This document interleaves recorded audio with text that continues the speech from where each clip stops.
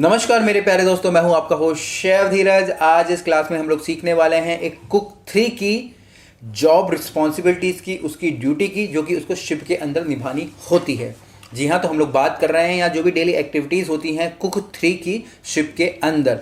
अब यहाँ पे मैं कुक 3 बोल रहा हूँ, कॉमी 3 नहीं बोल रहा हूँ, क्योंकि जो बड़ी बड़ी कंपनीज होती हैं और मैक्सिमम आप लगाएंगे वहाँ पे वो जो कॉमी शब्द का यूज़ नहीं कर रहे होते हैं, वो शब्द यूज़ कर रहे होते हैं हमारे किसका, कुक का। ठीक है जी। तो कुक और कॉमी दोनों सिमिलर ही हैं, ज़्यादा आपको कंफ्यूज नहीं होना। हमको लगता है कि भाई कुक थोड़ा छोटी पोजीशन हो जाती है, कॉमी थोड़ी बड़ी पोजीशन जाती है, बट सिमिलरली दोनों एक ही है। कुक 3 और कॉमी 3 दोनों एक है, कुक 2 और कॉमी 2 दोनों एक है।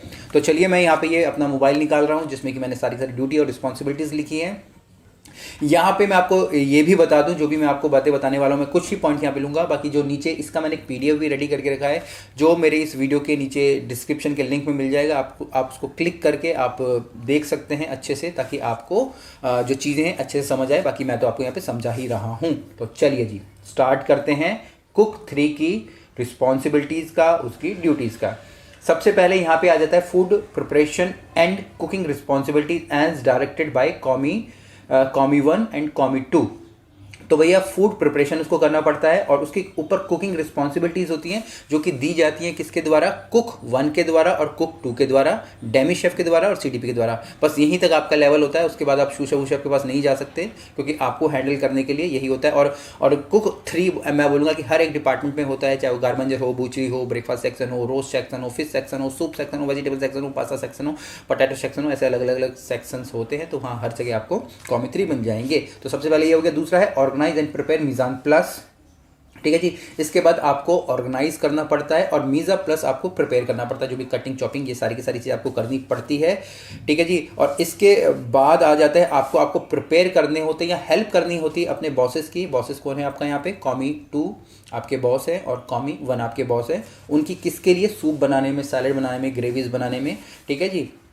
अब इसके बाद यहाँ पे ये भी लिखा है work in various galley section that prepare meat, vegetable, fish and other food stuff. ठीक है जी। अब यहाँ पे जैसे कि मैंने आपको पहले बताया कि आप अलग अलग सेक्शंस में काम कर रहे होते हैं, तो आपको अलग अलग सेक्शंस में ये सारी चीज़ें प्रिपेयर करनी पड़ सकती है। फिश हो गया, ठीक है, जैसे फिश का एक डिपार्टमेंट हो गया, तो फिश है जितनी भी रिलेटेड चीज़ होगी वहीं होंगी सारी, चाहे उसकी कटिंग होगी, ठीक है जी, उसके लिए कोई वेजिटेबल काटना हो गया, उसके कुछ कट्स काटने हो गए, उसको मैरिनेट करना हो गया, कुक करना हो गया, फ्राई करना हो गया, वो सारी की सारी चीज़ें। इसके अलावा जो कि बाकी की जो हमारे कुकिंग मेथड्स होते हैं, जैसे कि बॉइलिंग, पोचिंग, स्टीमिंग, स्टूइंग, ठीक है, ये सारे काम करने पड़ते हैं। इसके अलावा आपको यहाँ पे मल्टी टास्किंग एक्टिविटीज़ भी करनी पड़ती है, जैसे कि आपको वेजिटेबल वॉश करनी पड़ जाएगी, पील करनी पड़ जाएगी, ट्रिम करनी पड़ जाएगी, आपको कटिंग करनी पड़ जाएगी।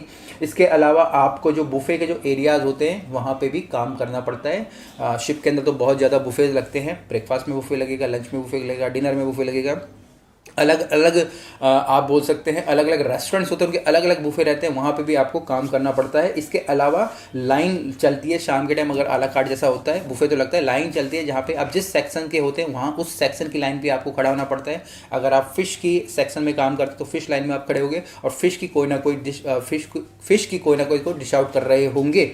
तो ये सारी चीज़ें होती हैं। इसके अलावा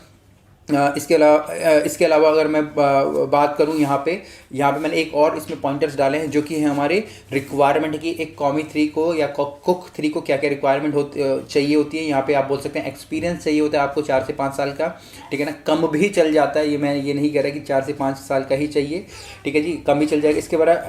इसके अलावा एबिलिटी टू रीड इंग्लिश, आपकी एबिलिटी होनी चाहिए कि आप इंग्लिश अच्छे से पढ़ सको, उसको अच्छे से समझ सको। इसके अलावा आपके जो कलनरी स्किल्स होते हैं, जो फंडामेंटल्स होते हैं, उनके बारे में आपको मालूम होना चाहिए, क्योंकि जब ये चीज़ें आपको मालूम होती हैं तभी जाके आप अपने जो इंटरव्यूज़ को पास करते हो। इसके अलावा जो भी इक्विपमेंट्स होते हैं, बेन मैरी हो गया, फ्रायर हो गया, ग्रिलर हो गया, ये सारी की सारी चीज़ें आपको चलानी आनी चाहिए। तो बेसिकली यही एक कुक 3 का काम होता है। ज़्यादा कोई डिफ़िकल्ट काम नहीं होता है, पर आपको समझना है।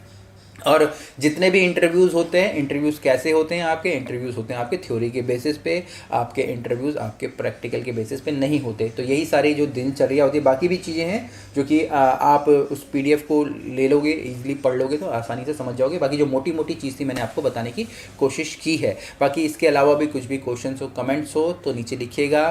फिर मिलेंगे एक नए वीडियो में, तब तक के लिए जय हिंद।